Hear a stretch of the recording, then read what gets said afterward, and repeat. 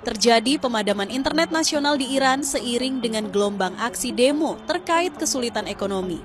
Menurut kelompok pemantau internet NetBlocks, matinya internet di Iran terjadi sejak 8 Januari 2026. Di sisi lain, pemimpin tertinggi Iran Ayatollah Ali Khamenei menuding Amerika Serikat menjadi dalang di balik gelombang demonstrasi ini.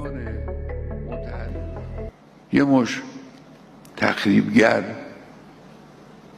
آمدن ساختمان متعلق به کشور خودشون رو خراب کردن. مثلا فرض کنید فلان ساختمان دیواری رو خراب کردن برای که دل رئیس جمهور آمریکا خوش بیاد. جمهوری اسلامی با خون چند صد هزار انسان شریف روی کار آمده، در مقابل کسانی که تخریبگرند جمهوری اسلامی کوتاه نخواهد آمد.